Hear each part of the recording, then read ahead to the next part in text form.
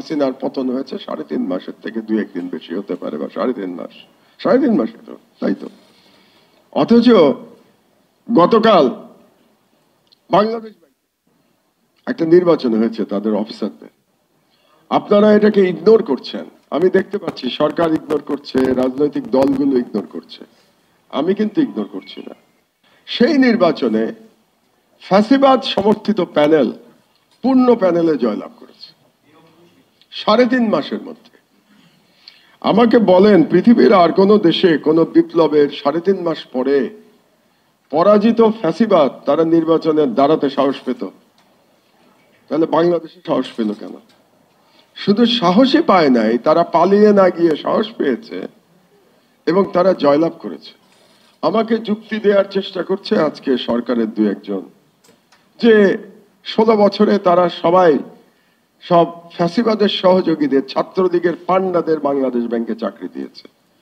তো বাংলাদেশ ব্যাংকে চাকরি দিয়েছে, সুতরাং ইলেকশন রেজাল্টে তারা ফ্যাসিবাদের পক্ষে রায় দিয়েছে।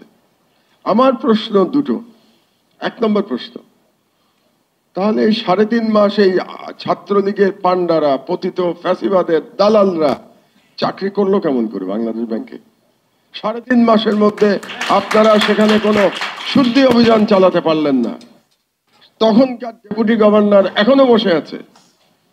কেন এটা গুরুত্বপূর্ণ আরেকটু পরে আমি বলবো ব্যাংকের আলোচনায়। এখনো বসে আছে সেখানে। আর যদি সেটাই সত্যি হয়ে থাকে যে আপনারা এই শুদ্ধি অভিযান চালাতে পারেন নাই, তাহলে আপনাদের যে গোয়েন্দা সংস্থা এনএসআই, ডিজিএফআই, তাদের তো জানানোর কথা যে ওখানে কিন্তু ফ্যাসিস্ট শক্তি বহাল তবিয়তে আছে। তাহলে আমি আসছি, তাহলে আপনারা এখন ওখানে নির্বাচন দিলেন কেন?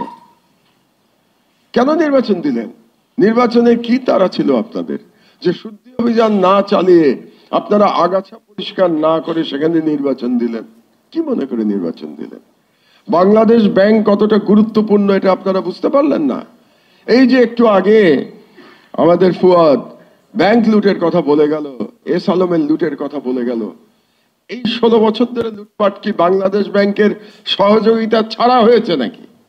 বাংলাদেশ ব্যাংকের কর্মকর্তারা যদি সহযোগিতা না করে থাকে, তাহলে কি এস আলমের পক্ষে, বেক্সিম কর সালমান রহমানের পক্ষে, মহিউদ্দিন খান আলমগীরের পক্ষে, এদের পক্ষে, তারপরে নাসার নজরুলের পক্ষে ব্যাংক লুট করা সম্ভব হয়েছে বাংলাদেশ ব্যাংকের অডিটের সহযোগিতা ছাড়া?